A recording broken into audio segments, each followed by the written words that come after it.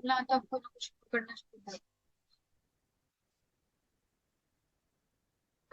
Students, जैसा कि मैंने आप लोगों को पहले ही इंट्रोडक्शन दिया है, तो आज नर्वस सिस्टम के ड्रग्स बताऊंगी। मैं आपको इनके ड्रग्स बताऊंगी और ड्रग्स के यूजेस बताऊंगी।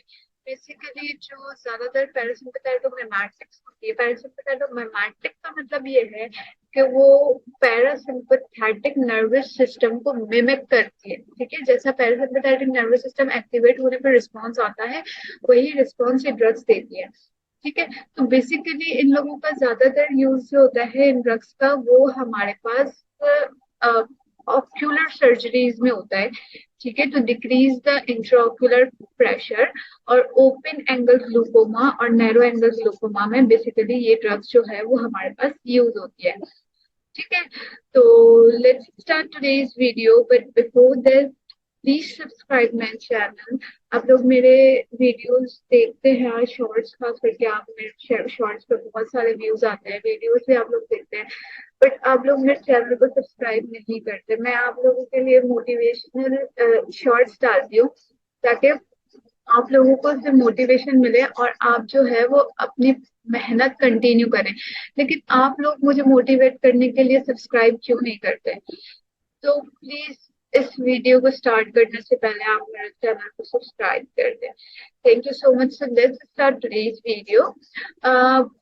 बेसिकली जो पहली ड्रग है हमारे पास वो है बिथैनिकॉल। ठीक है, अब बेसिकली किस पर्पस के लिए यूज हो रही है, तो जिस पर्पस के लिए यूज हो रही है वो है हमारे पास यूरिनरी रिटेंशन के लिए।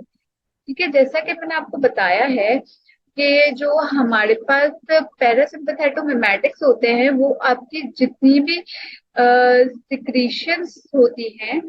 ठीक है, पैरासिम्पथेटोमिमेटिक्स मतलब कि जो होती है वो हमारी जितनी भी सिक्रीशंस होती हैं उनको वो रुकवाता है। ठीक है, तो इसी तरीके से जो है वो बेथानिकॉल जो है वो हमारे पास यूरिनरी रिटेंशन के लिए यूज हो रही है, और जो है ये मस्कुलिनिक रिसेप्टर्स से बाइंड करती है और यूरिन को रिटेन करवाती है। ठीक है, अच्छा, अब नेक्स्ट है हमारे पास कार्बाकॉल। अच्छा, ये बहुत इंपॉर्टेंट ड्रग है, ठीक है, और बहुत वाइडली यूज्ड होती है फॉर मियोसिस। ठीक है, व्हाट इज मियोसिस? बेसिकली आपका प्यूपल का कॉन्स्ट्रिक्शन। माइटोसिस मीन्स कि प्यूपल की डायलेशन और मियोसिस मीन्स प्यूपल की कॉन्स्ट्रिक्शन। ठीक है, तो ये जो है कार्बाकॉल जो है वो मियोसिस प्रोड्यूस करवाता है ड्यूरिंग ऑक्यूलर, मतलब आंख की सर्जरी के वक्त में।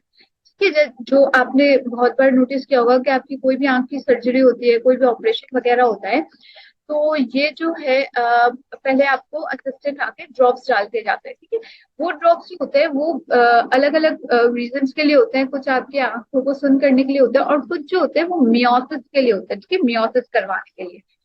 अच्छा, और इसका काम क्या है कि ये जो है वो टॉपिकली, ठीक है, मतलब आपके जो है वो आंखों के ऊपर वाले हिस्से में टॉपिकली, मतलब ऊपर का ऊपरी हिस्सा, ठीक है, टॉप का हिस्सा।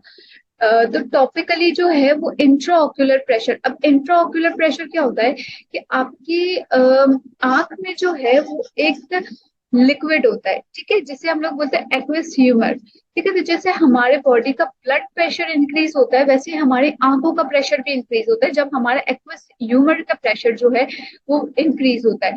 That is called intra ocular pressure. ठीक है, अब ये कब होता है? जब हमारे पास ओपन एंगल ग्लूकोमा या नैरो एंगल ग्लूकोमा होता है। ठीक है, जब ओपन एंगल ग्लूकोमा होता है तो ये जो है वो बहुत ज्यादा इंक्रीज हो जाता है। ठीक है, बहुत स्लोली इंक्रीज होता है, लेकिन ये बहुत ज्यादा इंक्रीज। और नैरो एंगल ग्लूकोमा में ये जो है वो बहुत स्पीड से प्रेशर जो है, इंट्राओकुलर प्रेशर आपका इंक्रीज होता है। तो जब इन ओपन एंगल ग्लूकोमा या नैरो एंगल ग्लूकोमा में आपका इंट्राओकुलर प्रेशर इंक्रीज होता है तो कार्बाकॉल यूज होती है उस प्रेशर को डिक्रीज करने के लिए।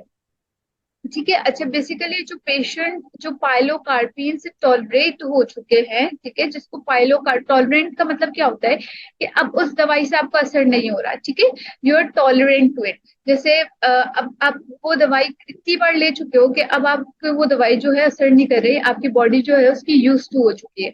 ठीक है, तो जब पाइलोकार्पिन से आप यूज टू हो जाते हो तो कार्बाकॉल यूज होती है ओपन और नैरो एंगल ग्लोकोमा के लिए। अब नेक्स्ट है हमारे पास पाइलोकार्पिन। ठीक है, अब पाइलोकार्पिन जो है वो बहुत इंपॉर्टेंट ड्रग है और ये भी बहुत वाइडली यूज होती है। किस लिए यूज होती है, उसी सबसे पहले मैंने आपको बताया कि इंट्राओक्यूलर प्रेशर जो कि हमारे पास होता है ओपन एंगल और नॉन नैरो एंगल ग्लूकोमा में, ज्यादातर जो पैरासिम्पथेटोमिमेटिक ड्रग्स होती है वो इंट्राओक्यूलर प्रेशर के लिए यूज होती हैं। ठीक है, अब ये भी मस्कुरानिक रिसेप्टर से बाइंड करता है। ठीक है, और ये जो होती है वो अनचार्ज ड्रग्स होती है। और मैंने आपको बताया था, मैं आपको पिछली वीडियोस में बता चुकी हूँ ये बात बहुत क्लियरली कि आपके सीएनएस में सिर्फ वो ड्रग्स एंटर हो सकती है जो कि अनचार्ज हो। ठीक है, तो पाइलोकार्बिन जो है वो आपके सीएनएस में पेनिट्रेट कर सकती है। अब नेक्स्ट है हमारे पास फिजोस्टिगमेन। ठीक है, अब फिजोस्टिगमेन जो होती है वो हमारे पास क्या करती है कि वो हमारे पास टेस्टाइनल और ब्लैडर मोटिलिटी को इंक्रीज करती है। ठीक है, मतलब आपकी जो ब्लैडर की यूरिन रिटेंशन की कैपेबिलिटी है उसको कम करती है और उसकी मोटिलिटी जो है वो इंक्रीज करती है। और इंटेस्टाइनल मोटिलिटी मतलब जो आपका फीसिस का पास है उसको फीसिस को आपको पास करवाती है। ठीक है, उसकी मोटिलिटी को इंक्रीज करती है इंटेस्टाइन की और ब्लैडर की। ठीक है, मतलब कि आपका यूरिन और फीसिस पास करवाती है। अच्छा, अब इसका दूसरा है इंट्राओक्यूलर प्रेशर के लिए यूज होती है। ठीक है, अब इसका मेन यूज किस लिए है कि ये जो है वो कार्डियक इफेक्ट्स और सीएनएस इफेक्ट्स जो हमारे पास एंटी डिप्रेसेंट्स आते हैं। अब एंटी डिप्रेसेंट का सीएनएस पे क्या इफेक्ट होता है कि ये सीएनएस को जो है वो स्टिमुलेट करवाती है। ठीक है, सीएनएस को स्टिमुलेट करवाती है, कार्डियक कॉन्ट्रैक्टिलिटी इंक्रीज करती है। तो ये सारे इफेक्ट्स को रिवर्स करने के लिए जो है हम फिजोस्टिगमिन देते हैं। ठीक है, अच्छा, ये भी अनचार्ज है, आपके सीएनएस में पेनिट्रेट कर सकती है। दूसरी ड्रग है हमारे पास नियोस्टिगमिन। नियोस्टिगमिन जो है वो हमारे पास पोस्ट ऑपरेटिवली यूज होती है abdominal distension and urinary retention के लिए। ठीक है, मतलब यूरिनरी रिटेंशन और एब्डोमिनल डिस्टेंशन को प्रिवेंट करवाने के लिए। ठीक है, और दूसरा ये माइस्थीनिया ग्रेविस में यूज होती है। माइस्थीनिया ग्रेविस जो है वो बेसिकली एक टाइप की डिजीज है जिसमें मतलब एक टाइप की बीमारी है जिसमें आपके मसल जैक होते हैं। ठीक है, आपको न्यूरोमस्कुलर जंक्शन पे ये दवाई जो है वो जाके बाइंड करती है और इस मसल एक्ट को या मसल पेन को जो है वो रिड्यूस करती है। ठीक है, और अच्छा, इसका जो है ट्यूबोक्यूरेरिन, ठीक है, जो ड्रग है ये उसका एंटीडोट है। ठीक है, अगर ट्यूबोक्यूरेरिन की टॉक्सिसिटी हो गई है तो आप नियोस्टिगमिन दे सकते हो। ठीक है, इसका ड्यूरेशन ऑफ एक्शन जो है वो प्रोलॉन्ग होता है। नेक्स्ट है हमारे पास एड्रोफोनियम। ठीक है, अब एड्रोफोनियम जो है वो हमारे पास डायग्नोसिस के लिए यूज होता है माइस्थीनिया ग्रेविस के लिए, एज एन एंटीडोट यूज होता है ट्यूबोक्यूरेरिन के लिए और इसकी शॉर्ट ड्यूरेशन होती है। नेक्स्ट है हमारे पास रिवास्टिगमिन, गैलेंटामिन और डॉनपेजिल। ठीक है, ये जो है वो फर्स्ट लाइन ट्रीटमेंट है अल्जाइमर डिजीज के लिए। अल्जाइमर डिजीज में जो है वो हमारी एसिटाइल कोलिन जो होता है हमारी CNS में वो कम हो जाती है उसकी क्वांटिटी। इसकी वजह से अल्जाइमर बेसिकली भूलने की बीमारी है। ठीक है, उसकी वजह से जो है आपका ब्रेन में डिग्रेडेशन होना शुरू हो जाती है और आप चीजें ज्यादातर भूलने लग जाते हो। ठीक है, तो ये ड्रग्स जो है वो उसके लिए यूज होती है। नेक्स्ट है हमारे पास इकोथियोपेट। ये जो है वो हमारे पास ओपन एंगल ग्लूकोमा की ट्रीटमेंट के लिए यूज होती है। इसका लॉन्ग ड्यूरेशन है और एसिटाइल कोलिन का पर्सनली कोई थेराप्यूटिक इफेक्ट नहीं है। ठीक है, तो ये हो गई ड्रग्स। अब मैं आपको बताती हूँ कि एसिटिकोलिनर्जिक ड्रग्स की जितनी भी ड्रग्स मैंने आपको पढ़ाई उसके कुछ साइड इफेक्ट्स है। ओके, तो क्योंकि ये ड्रग्स जो होती है वो पैरासिम्पथेटोमिमेटिक होती है, इस वजह से ये ब्राइडिकार्डिया करवा सकती है, सिक्रेशंस को इंक्रीज कर सकती है, फॉर एग्जांपल सलाइवेशन करवा सकती है, स्वेटिंग करवा सकती है, ब्रोंको कॉन्स्ट्रिक्शन करवा सकती है क्योंकि ये मोटिलिटी को इंक्रीज कर रही है। तो अगर ये ओवरडोज हो जाएगी तो ये डायरिया करवा सकती है। ठीक है, क्योंकि गैस्ट्रोइंटेस्टाइनल मोटिलिटी को इंक्रीज कर रही है। अच्छा, कॉन्ट्राइंडिकेशन क्यों किन चीजों में दी जाती है, ब्रोंकियल एज्मा। बेसिकली अगर पेशेंट को ब्रोंकियल एज्मा है, उसको ऑलरेडी सांस नहीं आ रहा है और आप उसको कॉलिनर्जिक ड्रग्स दोगे तो उसको और ब्रोंकियल कॉन्स्ट्रिक्शन हो जाएगी। ठीक है, तो और उसको सांस नहीं आएगा, तो ये इट कुड बी डेंजरस। ठीक है, पेशेंट जो है वो बहुत नुकसान में रह सकता है इस चीज की वजह से। तो आपको ये कोई भी पेशेंट आपके पास आता है तो आपको उसकी हिस्ट्री इस बारे में जरूर कंफर्म करनी है कि उसको ब्रोंकियल एस्मा ना हो। ठीक है, पेप्टिक अल्सर, क्योंकि ये जिसका इफेक्ट जो है वो जीआई मोटिलिटी पे है, तो इस वजह से अगर आपको गैस्ट्रिक पेप्टिक अल्सर है तो आप उसमें ये दवाइयां जो है वो नहीं दे सकते। ठीक है, और ये एसिड प्रोडक्शन बढ़ाता है पेट की, इस वजह से आप पेप्टिक अल्सर में नहीं दे सकते। एंजाइना पेक्टोरिस, ठीक है, अगर किसी को एंजाइना है तो उसमें आप ये ड्रग नहीं दे सकते। इनकॉन्टिनेंस, इंटेस्टाइनल ऑब्स्ट्रक्शन, ठीक है, अगर इंटेस्टाइनल ऑब्स्ट्रक्शन है तो उसमें भी आप ये ड्रग नहीं दे सकते। ठीक है, अब ये कुछ ड्रग है, टेक्राइन, डॉनपेसिल, रिवास्टिगमिन, गैलेंटामिन। तो ये सारी ड्रग्स जो है वो मैंने आपको बताई है, ये जो है वो बेसिकली हम लोग अल्जाइमर के लिए देते हैं। ठीक है, बेसिकली जो है अल्जाइमर में जो है वो आपके कोलिनर्जिक न्यूरॉन्स की जो है वो डेफिशिएंसी हो जाती है सीएनएस में। ठीक है, तो हमें ऐसी ड्रग डेवलप करनी थी जो एंटी कोलिनेस्ट्रेस हो, मतलब जो एंजाइम्स एसिटाइल कोलिन को ब्रेक डाउन कर रहे हैं या एसिटाइल कोलिन को डिक्रीज कर रहे हैं, उनका कोई एंटी एंटागोनिस्ट हो। ठीक है, मतलब वो एंटी कोलिनेस्ट्रेस ड्रग को हमें लाना बहुत जरूरी था। तो टेक्रीन जो है वो फर्स्ट डिस्कवर हुई थी, लेकिन हेपाटोटॉक्सिसिटी, मतलब कि लिवर की टॉक्सिसिटी कॉज कर रही थी, इस वजह से उसको जो है वो बैन कर दिया गया। और फिर इसकी जगह पे डॉनपेजिल, रिवास्टिगमिन और गैलेंटामिन का जो है वो यूज होना शुरू हो गया फॉर एल्जाइमर डिजीज।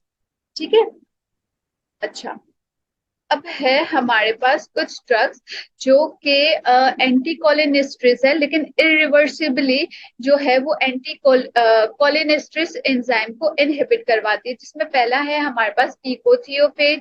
ठीक है, जो कि जो है वो बाइंड करता है via phosphate group to the serine OH at the active site of acetylcholine esterase. Acetylcholine esterase के एक्टिव साइट से बाइंड करके उसको परमानेंटली इनएक्टिव करवा सकता है। और रीस्टोर ऑफ एसिटाइल कोलिन उस सूरत हाल में हो सकता है जब न्यू एंजाइम सिंथेसाइज हो। ठीक है, मतलब जो एंजाइम्स इनएक्टिवेट हो गए वो रीएक्टिवेट नहीं हो सकते, मतलब वापस एक्टिवेट नहीं हो सकते, लेकिन जो आपके पास एंजाइम की प्रोडक्शन को वापस न्यू सिंथेसिस करवा के आप इसको ठीक कर सकते हैं। ठीक है, अच्छा, अब इसके एक्शन जो है वो बेसिकली मोटर फंक्शंस को पैरालाइज करवाता है, कन्वल्जन्स करवाता है, मियोसिस करवाता है। ठीक है, तो ये सारे जो है उसके एक्शंस है। थेराप्यूटिक यूजेस जो है वो आप as an ophthalmic solution use कर सकते हो to apply topically on your eyes. ठीक है, और फर्स्ट लाइन एजेंट है for the treatment of glaucoma. ठीक है, अच्छा, अब टॉक्सिकोलॉजी भी है हमारे पास। तो बेसिकली जब अगर किसी भी ड्रग की एसिटाइल कोलिन की जो है वो हमारे पास टॉक्सिसिटी हो जाती है, फॉर एग्जांपल आपने एसिटाइल कोलिन स्ट्रेस दिया जिसकी वजह से जो है वो मतलब एसिटाइल कोलिन स्ट्रेस इनहिबिटर दिया है। ठीक है, तो वो बेसिकली उसकी वो जो है आपके एंजाइम्स को कम कर देगा, और जो है वो आपकी एसिटाइल कोलिन की कंसंट्रेशन जो है वो आपकी इंक्रीज कर देगा, जिसकी वजह से आपकी बॉडी में काफी टॉक्सिसिटीज भी आ सकती हैं। ठीक है, और ये सारी ड्रग्स जो है वो हमारे पास सुसाइड या होमोसाइडल पर्पस के लिए भी यूज होती है। ठीक है, तो अब पार्लीडॉक्साइम है पहली ड्रग। ठीक है, जो कि कोलिनेस्ट्रेस को इनहेबिट करवाती है। ठीक है, बट ये सीएनएस में पेनिट्रेट नहीं कर सकती। ठीक है, और फिर उसके बाद जो है हमारे पास है एट्रोपिन। ठीक है, एट्रोपिन जो है वो हमारे पास ऑब्वियसली एसिटाइल कोलिन का एंटागोनिस्ट है। तो अगर वो जो है बेसिकली साइड इफेक्ट्स इसके ये आते हैं कि ये जो है ब्रोंकियल सिक्रीशन और सलाइवा ब्रोंको कॉन्स्ट्रिक्शन और ब्रेडिकार्डिया को जो है वो प्रिवेंट करता है। ठीक है, एट्रोपिन जो है ये सारे साइड इफेक्ट्स को प्रिवेंट करता है अगर एसिटाइल कोलिन की जो है वो टॉक्सिसिटी बढ़ गई। डायजेपम जो है वो हमारे पास बेसिकली यूज होती है to maintain of patent airway, oxygen supply, artificial respiration में भी नेसेसरी एज वेल। ठीक है, डायजेपम जो है वो बेसिकली कन्वल्शंस या सीजर्स के लिए यूज होती है। ठीक है, और जो है इसका और इसके साथ जो है आप जनरल सपोर्टिव मेजर्स ये दे सकते हो कि आप पेटेंट एयरवे, ऑक्सीजन सप्लाई और आर्टिफिशियल रेस्पिरेशन को जो है वो दे सकते हो, ताकि पेशेंट जो है वो उस कंडीशन से बाहर आ जाए, टॉक्सिसिटी से बाहर आ जाए। ठीक है, इसके अलावा भी जो चीजें यहाँ पर लिखी हुई है आप उसे रीड कर सकते हो, और उसमें कोई भी इशू हो तो आप मुझे आके बता सकते हो कमेंट बॉक्स में कि मैम क्वेश्चंस बता सकते हो अगर इससे रिलेटेड आपके पास कोई भी क्वेश्चंस है तो। ठीक है, मैंने आपको जो इम्पोर्टेंट बात थी इसमें से वो मैंने आप लोगों से डिस्कस कर लिया है। ठीक है, तो let's end today's video hair, but guys I need your support, I really need your support. ठीक है, ताकि मैं और अच्छी वीडियोस बनाती रहूं और मैं ज्यादा से ज्यादा वीडियोस बनाती रहूं। मैं बहुत मेहनत करती हूँ, ठीक है, ताकि मैं आप लोगों को चीज एक्सप्लेन कर सकूं, अच्छे से समझा सकूं। ठीक है, और आप लोगों के लिए फार्माकोलॉजी को इजी बना सकूं। ठीक है, तो आई होप कि आपको आज का लेक्चर समझ आया होगा, और अगर कोई क्वेश्चन हो तो प्लीज मुझे कमेंट बॉक्स में बताएं। तो let's end today's video hair.